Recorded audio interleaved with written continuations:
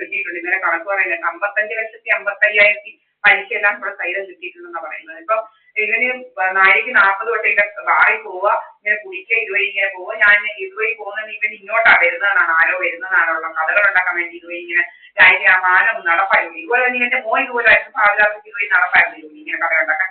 അത് 2019 ഇവൻ കഥ ഉണ്ടാക്കാൻ നടന്നുകൊണ്ടിരുന്നത്. ഇവൻ ഇങ്ങനെ നടക്കുകയാണ്. ഇപ്പോൾ എന്റെ പ്രോപ്പർട്ടിയെ ടാർഗറ്റ് ചെയ്യുക. എന്റെ കാര്യമൊന്നുമില്ല, എന്റെ പ്രോപ്പർട്ടി എന്റെ പേരിലാണ്. പിന്നെ ഈ പ്രോപ്പർട്ടി ഇതും പിന്നെ ഒരു 10 സെന്റിന്റെ ബാക്കി കിടക്കുന്നതും എന്റെ അമ്മയുടെ കാലശേഷം വെച്ചിട്ടുണ്ട്. എന്റെ അമ്മയ്ക്കൊന്നും ആർക്കും ഒന്നും കൊടുക്കാൻ പറ്റില്ല. കാരണം എന്ന് വെച്ച് കഴിഞ്ഞാൽ ഇത് സെറ്റിൽമെന്റ് ഡീഡാണ്. സെറ്റിൽമെന്റ് ഡീഡ് കൂടെ ശ്രീരാജ് പണിക്കർ എന്ന് പറയുന്ന അവൾക്ക് പന്തളത്ത് 1 ഏക്കർ ഏകദേശം 65-70 സെന്റ് സ്ഥലം കൊടുത്തിട്ടുണ്ട്. 1 ഏക്കർ 75 സെന്റ് സ്ഥലം. എനിക്കും 1 ഏക്കർ 46 സെന്റ് സ്ഥലമേ കിട്ടിയിട്ടുള്ളായിരുന്നു. അതനുസരിച്ച് മനസ്സിലായി. 7-14 സെന്റ് എന്റെ കിടക്കുന്നു.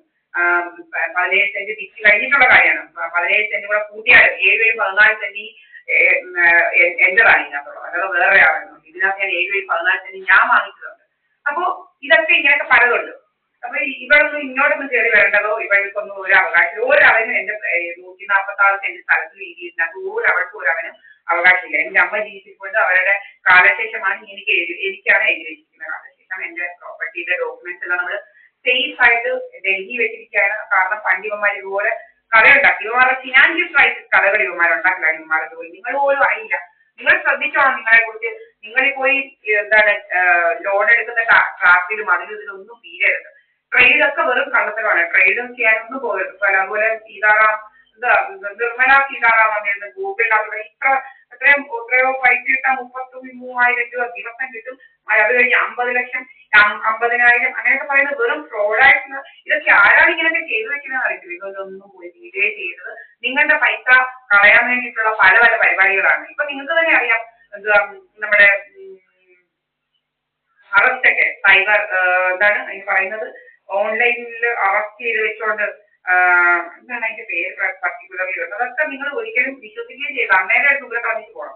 അല്ലെങ്കിൽ പോലീസിനെ വിളിക്കണം. അന്നേരമൊക്കെ അവരെന്തെടുക്കാനാണ് നമ്മളെ ഒന്നും ചെയ്യാനില്ല. അങ്ങനെ പല രീതിയിൽ ഈ കള്ളന്മാരുണ്ട്. പല രീതിയിലാണ് ഈ കള്ളന്മാരുടെ ഈ കേരളത്തിൽ നിന്നൊക്കെ ഇഷ്ടംപോലെ കള്ളന്മാരുണ്ട്. നിങ്ങളുടെ ബന്ധുക്കൾ തന്നെയാണ് നിങ്ങളുടെ പൈസയൊക്കെ പോയിട്ടുണ്ടെങ്കിൽ നിങ്ങളുടെ ബന്ധുക്കൾ തന്നെയാണ്. നിങ്ങളുടെ സ്വന്തം കാട്ടല്ല, അത് വേറൊന്നുമല്ല.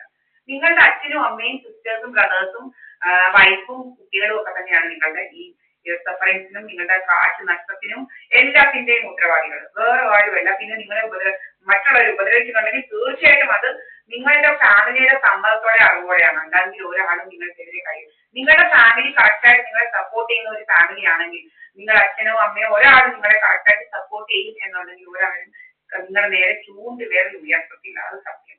ഓക്കെ, ഇവന്മാരൊക്കെ ഇത്രയും നമ്മളോട് ചെയ്യുന്നത് ഇത് നമ്മൾ തന്നെ കൊലയിലുള്ളവർ തന്നെ ഇതൊക്കെ ചെയ്യിപ്പിക്കുന്നതുകൊണ്ടാണ്. സത്യങ്ങളാണ്. ശ്രീരാജ് പണിക്കർ എന്ന് പറയുന്നതും പിന്നെ എന്റെ അമ്മ വീട്ടുകാരും ഇവരൊക്കെയാണ് ഇതിന്റെ ഏറ്റവും മെയിൻ ആയിട്ടുള്ള രാജമി എന്ന് പറയുന്നതും. കുറെ എണ്ണം ഉണ്ട്. അതുപോലെ ഈ സുരേഷ് എന്ന് പറയുന്നവനൊക്കെ, നെടുമ്പാത്ത ഒരു സുരേഷ് എന്ന് പറയുന്നവനൊക്കെ ഉണ്ട്. അവനും ഒക്കെ ആണ്. അവനും ഞാൻ പഠിച്ച സർട്ടിഫിക്കറ്റും ഒക്കെ വെച്ച് കണ്ടവരൊന്നും പൈസ ഉണ്ടാക്കാനല്ല. എന്റെ സർട്ടിഫിക്കറ്റ് എന്റേതാണ്. എനിക്ക് റിട്ടയർ ചെയ്യുമ്പോൾ ഇവൻ എന്റെ കഴിയുമ്പോൾ എനിക്ക് ഒരു amount bar association bar council തരുന്നുണ്ട്. അത് എനിക്കുള്ളതാണ്. അല്ല കണ്ടവനൊന്നും ഉള്ളതല്ല. കണ്ടവന് കുട്ടഴിക്കാനല്ല ഞാൻ പഠിച്ചത്. ഞാൻ LLB പോയി 5 വർഷം out of state Mangalapuram Karnataka Mangalapuram SBN law കോളേജിൽ പോയി പഠിച്ചത്. നിങ്ങൾക്ക് അവിടെ പോയി തിരക്കാം. എനിക്ക് വല്ല ബാക്ക് മാർക്കോ എന്റെ കോണ്ടാക്ട് എങ്ങനെയാണെന്നും ഒക്കെ നിങ്ങൾക്ക് അവിടെ പോയി തിരക്കാം. മനസ്സിലായില്ലേ? അതുപോലെ സർട്ടിഫിക്കറ്റ്സ് എങ്ങനെയാണെന്നും എല്ലാം നിങ്ങൾക്ക് പോയി തിരക്കാം. ഒരു പേടിയില്ലിരുന്നു. എങ്ങനെയാണ് നമ്മളവിടെ പഠിച്ചതെന്നും ജീവിച്ചതെന്നും ഒക്കെ അവിടെ അറിയാം. ഇവര് പുറത്തുണ്ടാക്കിയ കഥകളൊക്കെ എൻ്റെ ഉണ്ട്. അതെല്ലാം നമ്മൾ എടുത്ത് പ്രൊഡ്യൂസ് ചെയ്യും. 10ാം ക്ലാസ്സിൽ പെറ്റു. പിന്നെ അതൊക്കെ അറിയണ്ടേ 10ാം ക്ലാസ്സിൽ എവിടെയാ പെറ്റതെന്നുള്ളതും. 10ാം ക്ലാസ്സിൽ എനിക്ക് 600-ൽ 419 മാർക്കുണ്ട്. പഠിക്കാതെ കിട്ടിയതാ. വലിയ എന്താ പറയുന്നത്, കഷ്ടപ്പെട്ട് ഇങ്ങനെ എന്താ ചിലവരൊക്കെ ഞങ്ങളുടെ ക്ലാസ്സിലൊക്കെ നമ്മൾ കണ്ടിട്ടുണ്ട്. ഇങ്ങനെ മണിക്കൂറുകൾ ഫുള്ള് കണക്ക് ചെയ്യുക, അങ്ങനെ പഠിക്കുക. അങ്ങനെയൊന്നും പഠിച്ചതല്ല. അങ്ങനെയൊന്നും പഠിച്ചിട്ടില്ല. അങ്ങനെ ഒരിടത്തും പഠിച്ചിട്ടില്ല. അങ്ങനെ പഠിച്ചൊന്നും കിട്ടിയതല്ല. അല്ലാതെ സാധാരണ രീതിയിൽ പഠിച്ചു കിട്ടിയ മാർക്ക് തന്നെയാണ്. കാണാൻ പഠിച്ചൊന്നും കിട്ടിയതല്ല. നമ്മുടെ ഓൺ സെന്റൻസിൽ എനിക്കൊരു ഇംഗ്ലീഷിൽ നോട്ട്ബുക്ക് പോലും ഇല്ലായിരുന്നു. ഇംഗ്ലീഷിനും ഒരു നോട്ട്ബുക്ക് പോലും ഇല്ലാത്ത ആളായിരുന്നു ഞാൻ. ഒരിക്കലും ഒരു നോട്ട്ബുക്ക് ഇല്ലായിരുന്നു ഒന്നിനും. പിന്നെ 10th വന്നപ്പോഴാണ് ഫിസിക്സ് കെമിസ്ട്രിക്ക് ഈ നോട്ട്ബുക്ക് ഒക്കെ ആയത്. ഒരു സാർ ഇവിടെ പഠിക്കാൻ വന്നതുകൊണ്ട് നോട്ട് എഴുതുന്നതുകൊണ്ടാണ് എനിക്ക് അങ്ങനെ നോട്ട്ബുക്ക് കിട്ടിയത്. നോട്ട്ബുക്ക് ഇതായത്, അല്ലാതെ ഞാൻ നോട്ടൊന്നും എഴുതിയൊന്നും പഠിച്ചതല്ല. മനസ്സിലായി, ഞാൻ ഇന്നുവരെ നോട്ട് എഴുതിയിട്ടില്ല. ഈ നോട്ടൊക്കെ എഴുതുന്നതെന്ന് പറഞ്ഞു കഴിഞ്ഞാൽ ഇങ്ങനെ പിന്നെ റിവൈസ് ചെയ്ത് ഇങ്ങനെ പഠിക്കുന്നവരാണ് നോട്ട് എഴുതുന്നത്. നമ്മളങ്ങനെയല്ല, നമ്മൾ ഇന്നുവരെയും ജോലി എന്ന് പറഞ്ഞുകൊണ്ടൊന്നും അല്ല പഠിച്ചത്. എനിക്ക് ഇന്ന ജോലി കിട്ടണം എന്ന് പറഞ്ഞുകൊണ്ട് കാണാതിരുന്ന് പഠിച്ചു കിട്ടുന്ന അങ്ങനെയൊന്നും പഠിച്ചതല്ല. അറിയാൻ വേണ്ടി പഠിച്ചതാണ്, അറിവിന് വേണ്ടി പഠിച്ചതാണ്. അതിൽ പെർസെൻറ്റേജ് അല്ല, 101 അല്ല, അതിന് എത്രയോ പെർസെൻറ്റേജ് നമുക്ക് പറയാം, അത്രയും പെർസെൻറ്റേജ് ഞാൻ സക്സസ്ഫുൾ ആണ്. എന്തൊക്കെ പഠിച്ചിട്ടുണ്ടോ അതിനെ കുറിച്ച് നമുക്കറിയാം. എന്ത് ചെയ്യരുത്, എന്ത് ചെയ്യണം എന്നൊക്കെ നമുക്ക് നന്നായിട്ട് അറിയാവുന്ന വ്യക്തി തന്നെയാണ്. നമ്മൾ ഒത്തിരി കാര്യങ്ങൾ നമ്മളോട് ചെയ്യുന്നുണ്ട്. നിങ്ങൾക്ക് അന്വേഷിച്ച് നോക്കാം. ഇത് എന്റെ വീടാണ്, ചതയമംഗലം ഓലക്കമ്പലത്തിയോ മാവേലിക്കര ഭരണിക്കാവിലെ പള്ളിക്കൽ നടുവിലെ കൂടി ഏതാളിനും ഇതിന്റെ വീടിന്റെ മുന്നിൽ വന്ന് നിന്ന് വിളിച്ചാൽ നമ്മളായിട്ട് ഇറങ്ങി വരുന്നത്. നിങ്ങൾക്ക് ദീപായസ് പണിക്കർ എന്ന് പറയുന്ന നിങ്ങൾ ഇതിൽ കൂടെ കാണുന്ന വ്യക്തിയായിട്ട് ഇറങ്ങി വരുന്നത്. അല്ലെങ്കിൽ എന്റെ പേര് വേറെ മാറ്റിക്കോ. ഇവര് പറയുന്ന കള്ളത്തരങ്ങൾ ഭയങ്കര കള്ളത്തരങ്ങളാണ്. ആർക്ക് വേണമെങ്കിലും ഇവിടെ വന്ന് ഇതാക്കാം.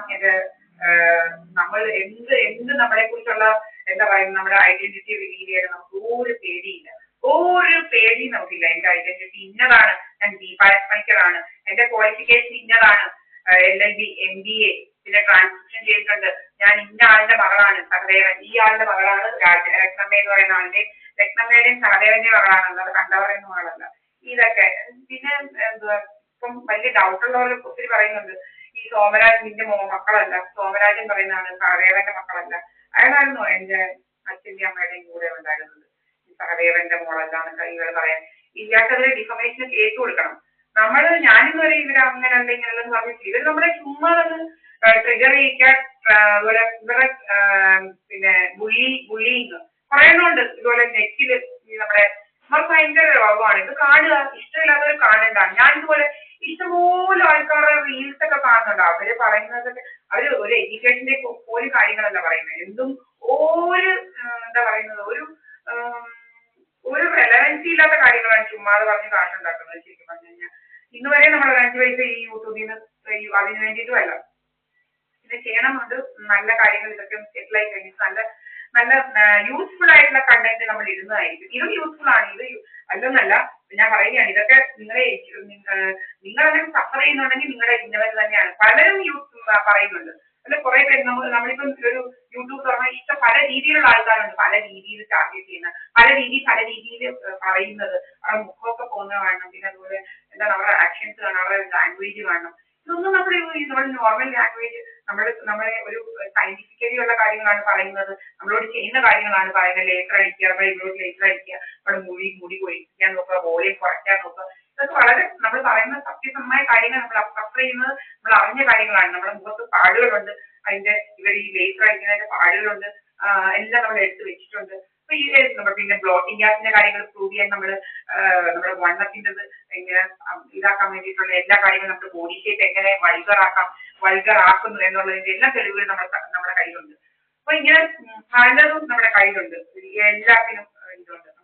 നമുക്ക് വലിയ പ്രായമുള്ള ആളൊന്നും അല്ല, ഈ 80 വയസ്സൊന്നും ഉള്ള ആളല്ല, 50s ആവുന്നതേ ഉള്ളൂ. ഇങ്ങനെ നമ്മളെ ടാർഗറ്റ് ചെയ്ത് നടക്കുകയാണ് കുറെ അമ്മമാർ. ഇങ്ങനെ 50 ഒന്നും ആയില്ല, ക്രോസ് ചെയ്തില്ല, ഇങ്ങനെ നടക്കുക. മനസ്സിലായില്ലേ? പിന്നെ ഭയങ്കര രോഗമാണ്. നമ്മളിത് 50 ആയി കഴിഞ്ഞാൽ എല്ലാവരും മരിച്ചു. അപ്പൊ ഈ 80, എന്റെ അമ്മയ്ക്ക് 88 വയസ്സായി. 88 വയസ്സ് പയറുപോലെ ജോലി ചെയ്യുന്നു. എന്താ അവരെ 88 വയസ്സ് കൊണ്ട് അവർക്ക് സ്വത്ത് കൈവശം വയ്ക്കാൻ പറ്റില്ലയോ, വീട്ടിൽ താമസിക്കാൻ പറ്റത്തില്ലയോ, എന്താണ് ഇതൊക്കെ പറയുന്നത്? നമ്മുടെ വീട്ടിൽ താമസിക്കാനുള്ള റൈറ്റ് ഇല്ലേ? 88 വയസ്സുള്ളവർക്ക് റൈറ്റ് ഇല്ലയോ?